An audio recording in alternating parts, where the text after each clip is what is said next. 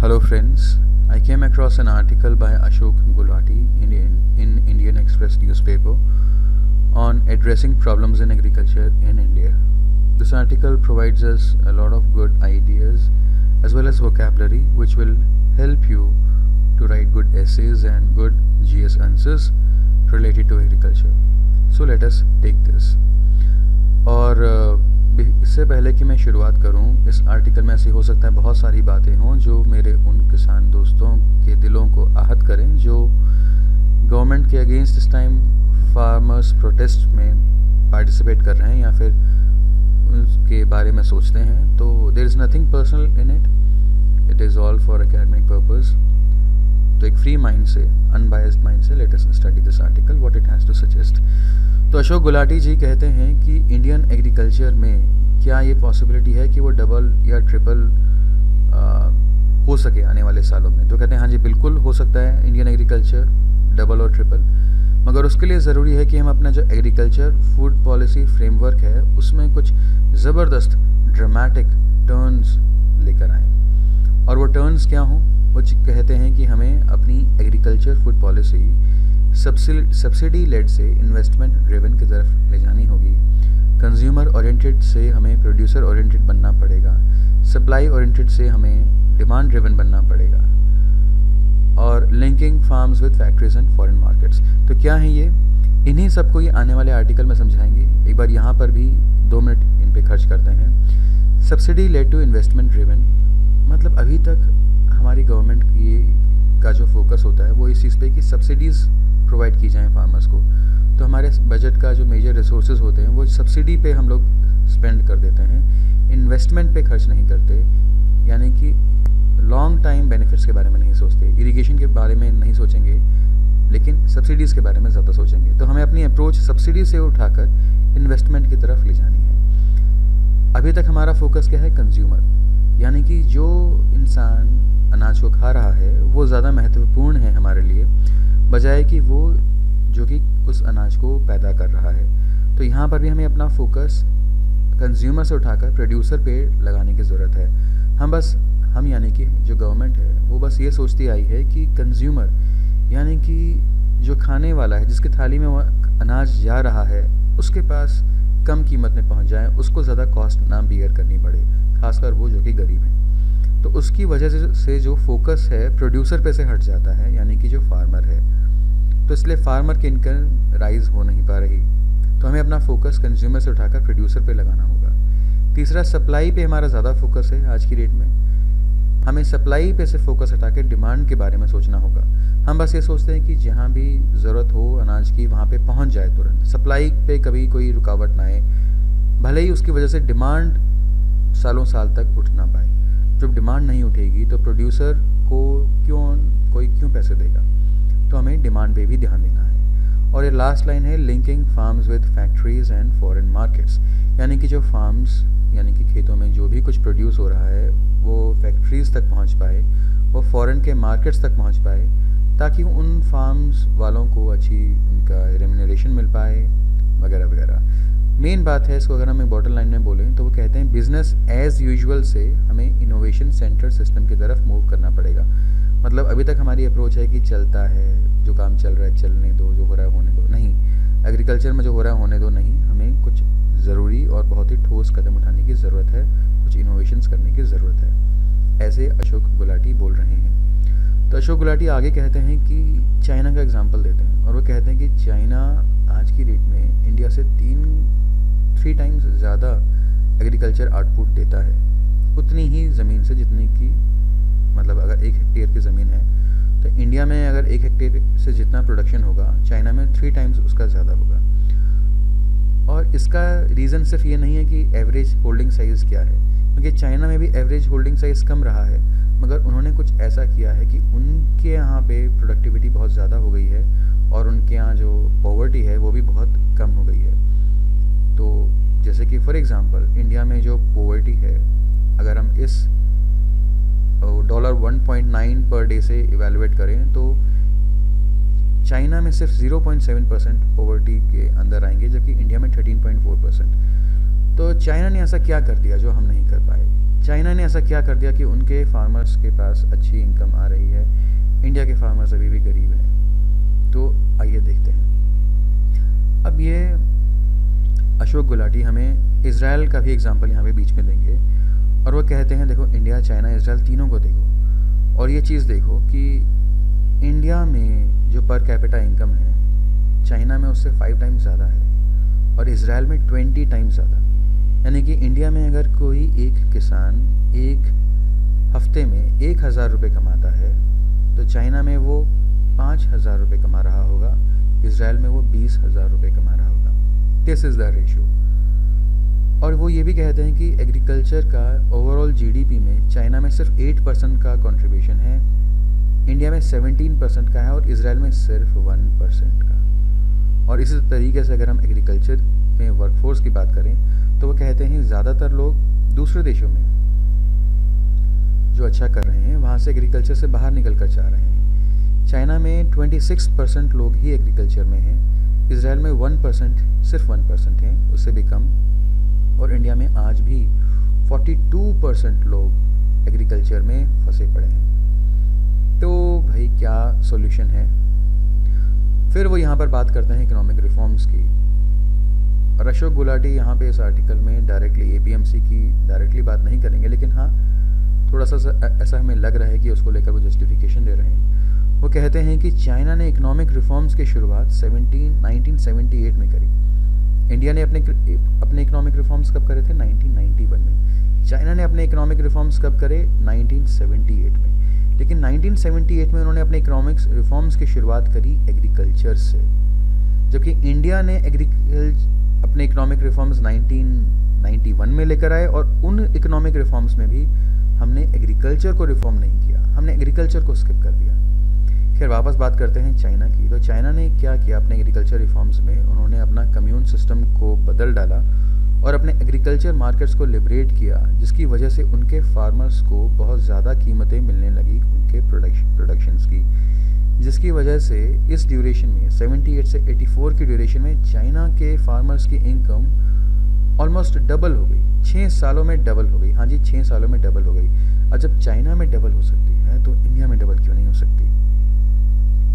अब चाइना में जब डबल हुई इनकम तो इसकी वजह से इनफैक्ट इतना बेनिफिट हुआ कि तब गवर्नमेंट ने और आगे रिफॉर्म्स को कंटिन्यू कर पाई। अब ये कुछ फिगर्स हैं, इन पर हम अभी थोड़ी देर में आते हैं, वापस आते हैं। अब ये कहते हैं कि ऐसा क्यों हो रहा है? ऐसा इसलिए हो रहा है क्योंकि इंडिया में फिर वही बात 1991 में जो रिफॉर्म्स हुए उन रिफॉर्म्स ने एग्रीकल्चर को बाईपास कर दिया।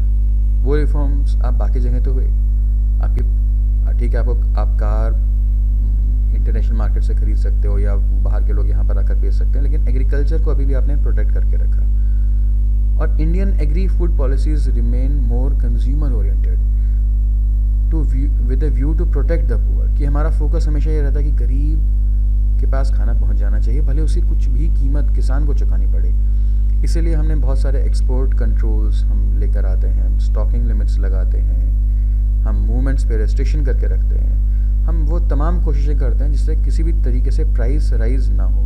और जब प्राइस राइज नहीं होगा तो इन सब का जो रिज़ल्ट होता है एंड में ये होता है कि फार्मर की जो इनकम होती है वो तो कम ही रह जाती है, और जो लैंडलेस एग्री लेबरर्स होते हैं उनकी भी बहुत बुरी हालत इस चक्कर में रहती है। तो ये कुछ जो बात कर रहे हैं अशोक गुलाटी, एक तो बात ये कह रहे हैं कि हमें एग्रीकल्चर रिफॉर्म्स लाने की ज़रूरत है। अब दूसरी बात यहाँ पर वो एक और लेकर आएंगे, वो लेकर आएंगे एनवायरनमेंट की। अब वो कहते हैं देखो इज़राइल की तरफ देखो, इज़राइल और इंडिया का कंपैरिजन यहाँ पे देखिए आप लोग। ये इंडिया है हमारा लेफ़्ट साइड में, ये राइट साइड में इज़राइल है। राइट साइड में जो इज़राइल है आप देख रहे हैं, रेगिस्तान में भी उन लोगों ने कितने अच्छे एग्रीकल्चर कर रहे हैं वो लोग, जबकि इंडिया में हम लोग क्या करते हैं, अपनी ज़मीन से बेइंतहा पानी निकाल रहे हैं ग्राउंड वाटर से, और इतनी तेज़ रफ्तार से निकाल रहे हैं, अंधाधुन होकर निकाल रहे हैं कि वो उसका ग्राउंड वाटर का लेवल नीचे होता जा रहा है, और आने वाले कुछ सालों में वो ग्राउंड वाटर नहीं मिल पाएगा।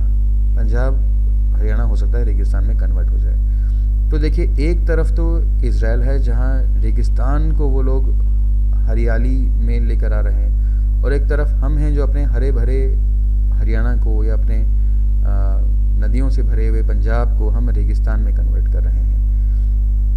वो यहाँ पर एक बहुत ही मशहूर बात बोलते हैं कि we do not inherit the earth from our ancestors, we borrow it from our children. बहुत मशहूर कहावत है ये, इस पर एक बार ऐसे भी आ चुका है। तो ये कह रहे हैं ठीक है, हमें यही सोचना चाहिए कि हम आने वाली पुश्तों को क्या वो ग्राउंड वाटर देंगे जो हम आज उसे आंख बंद करके इसे लिए जा रहे हैं। और वो कहते हैं कि पंजाब में इतनी ख़राब हालत है आज की डेट में कि 80% से ज़्यादा एरिया जो है वो ओवर एक्सप्लॉइटेड या क्रिटिकल हो चुका है। मतलब पानी इतनी तेज़ रफ्तार से हम निकाल रहे हैं जितनी रफ्तार से पानी भर नहीं रहा। तो आने वाले सालों में पंजाब में डेजर्टिफिकेशन हो जाएगा।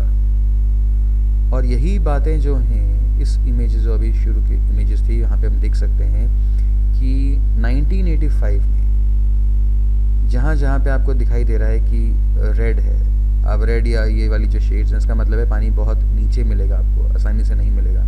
और आप यहाँ देखिए 2019 में पानी ऑलमोस्ट पूरे पंजाब में पानी बहुत नीचे जा चुका है। तो ग्राउंड वाटर सारा गायब होता जा रहा है। अब आने वाले सालों में क्या होगा भाई, जब इस रफ्तार से हम पानी को निकालते जाएंगे। तो अब जो सिचुएशन है बहुत ख़राब हो रही है और इसका एक ही उपाय है कि उपाय क्या है भाई। तो वो कहते हैं, वो जो कुछ ऐसी बात बोलेंगे कि हो सकता है बहुत से लोगों को पसंद ना आए, मगर अशोक गुलाटी जी हैं वो कह रहे हैं कि वो इसलिए हो रहा है क्योंकि हम अपने यहाँ पर इलेक्ट्रिसिटी हम फ्री में दे रहे हैं और इस फ्री इलेक्ट्रिसिटी को हमें बंद करना पड़ेगा। जब तक हम फ्री इलेक्ट्रिसिटी देते रहेंगे तब तक जो फार्मर्स हैं उनके पास कोई इंसेंटिव ही नहीं रहेगा कि वो पानी का ढंग से प्रयोग करें। तो वो यही बात थी। हम वापस इजराइल के एग्जांपल पे आते हैं। हमने देखा कैसे ये देखिए जो फोटो है, इस में जो आपको हरा हरा दिखाई दे रहा है, ये वहाँ पे उन्होंने ग्रेप्स लगाए हुए हैं इजराइल में। रेगिस्तान में अंगूर उगा रहे हैं, बोलिए। तो हमारे यहाँ से जो भी प्राइम मिनिस्टर या चीफ मिनिस्टर इजराइल जाते हैं वो वापस लाके हमें बड़े किस्से कहानियाँ सुनाते हैं कि देखो जी बहुत बढ़िया कर रहे हैं इजराइल में। तो इजराइल हमें सिखाता है कि कैसे how to turn a desert into cultivating a high value crops for exports. मतलब वो वहाँ पे सिट्रस फ्रूट्स उगा रहे हैं, डेट्स उगा रहे हैं, ऑलिव्स उगा रहे हैं। कैसे? Because they use every drop of water and they recycle even urban waste water for agriculture. They are doing desalinisation of sea water. और हम लोग इजराइल से क्या सीखें बताइए? हम लोग सीखेंगे तब क्योंकि ये अशोक गुलाटी कहते हैं कि इन्होंने जितने भी एक इजराइल के एक्सपर्ट से बात करी वो एक ही बात बोलते हैं कि until India breaks away the policy of free power for agriculture there would be no incentive for farmers to save water. यानी कि जब तक इंडिया में किसानों को फ्री पावर यानी कि फ्री इलेक्ट्रिसिटी पावर हम दे रहे हैं तब तक उनको कोई इंसेंटिव ही नहीं मिलेगा पानी बचाने के लिए। अब सही बात है, अब हमारे घरों में जब हम पानी की मोटर ऑन करते हैं और आधे घंटे में पानी भर जाता है सपोज, तो हम सोचते हैं हम आधा घंटा और उसे रन क्यों करें, अननेसेसरीली बिजली का खर्चा बढ़ेगा। लेकिन फार्मर को वैसा नहीं सोचना पड़ता। वो चाहे तो 1 घंटा चलाए, 4 घंटा चलाए, 6 घंटा चलाए, वो चला के सो जाए, फिर 6 घंटे बाद वापस आए। तो उसके पास कोई इंसेंटिव नहीं है उसे बंद करने का। इन अशोक गुलाटी के अकॉर्डिंग हमें वो फ्री पावर जो हम दे रहे हैं उस पर हमें कुछ काम करने की ज़रूरत है। और अगर हमने नहीं किया तो हम नुकसान सिर्फ आज के फार्मर का नहीं करेंगे, हम आने वाले तमाम जनरेशन का करेंगे। और वो कहते हैं देखो डेजर्टिफिकेशन ऑफ पंजाब हो रहा है, पंजाब रेगिस्तान में कन्वर्ट होता जा रहा है। और उसका एक बहुत बड़ा रीज़न है पैडी व्हीट साइकिल। पैडी मतलब चावल और गेहूं की जो साइकिल है उसकी वजह से। क्योंकि आज की डेट में जो MSP का भी जो चक्कर है वो कुछ ऐसा हो रहा है कि फार्मर्स पैडी और वीट पे ही ध्यान दे रहे हैं, वो बाकी चीज़ें उगाते ही नहीं हैं। और पैडी और वीट बहुत ज़्यादा पानी लेता है। यहाँ पर वो एक चीज़ और जोड़ते हैं, free power, highly subsidized urea and open-ended procurement have become a deadly cocktail that are eating away the natural wealth of Punjab। मतलब बेइंतहा आपने फ्री में पावर दे दिया, आपने बहुत ज़्यादा सब्सिडाइज करके यूरिया दे दिया और आप MSP पे लगातार ओपन एंडेड खरीदे जा रहे हैं उनसे। तो फार्मर्स तो बस फिर जो कर रहे हैं उसे ज़मीन को बहुत नुकसान हो रहा है। वो कहते हैं out of box thinking is needed to break this regressive cycle for a brighter future for Punjab, for our own children. It is a hard nut to crack। कहते हैं मुश्किल है काम, but it is very much possible provided our policy makers have a 5 to 7 years vision to transform this region into a belt of high value fruits, vegetables, dairy, poultry, fishery and even pulses and oil seeds in the line with emerging demand pattern। Can the centre and Punjab government join hands to deliver a better future for children? मतलब कि हम अभी तक तो सिर्फ गेहूँ और चावल पे फोकस कर रहे हैं, लेकिन आने वाले टाइम में हमें fruits, vegetables, dairy products, fisheries, pulses, oil seeds, इन पर भी फोकस करना पड़ेगा। इन पर फोकस करने के कई बेनिफिट्स होंगे। एक तो पानी का यूसेज कम होगा, दूसरा इनकी वजह से जो कीमतें हैं वो भी अच्छी मिलेंगी किसानों को, किसानों की इनकम्स भी बढ़ेंगी और आने वाला हमारा फ्यूचर भी सिक्योर हो पाएगा। So this was the article जिसमें अशोक गुलाटी ने हमें कुछ अच्छी बातें बताई हैं। आपको पसंद आए ना आए, लेकिन at least academic point of view से इनको जान लेना हमारे लिए ज़रूरी है। ये हैं अशोक गुलाटी, बहुत फेमस फिगर हैं। इन्होंने एग्रीकल्चर पे अक्सर लिखते हैं। एग्रीकल्चर में से रिलेटेड कमीशंस के ये काफ़ी प्रोमिनेंट मेंबर भी रहे हैं। तो this is what where we started from. I think अब आपको थोड़ा और अच्छा इसका आइडिया लग गया होगा कि वो कहते हैं कि इंडियन एग्रीकल्चर में पोटेंशियल तो है डबल और ट्रिपल होने का, मगर उसके लिए हमें अपनी एग्रीकल्चर फूड पॉलिसी फ्रेमवर्क में ड्रामेटिक टर्न लाना पड़ेगा। And we will have to shift from being subsidy led to investment driven, from being consumer oriented to producer oriented, and from being supply oriented to demand driven. And we'll have to link our farms with factories and foreign markets. So thank you friends, I hope this was beneficial to you all. Thank you all.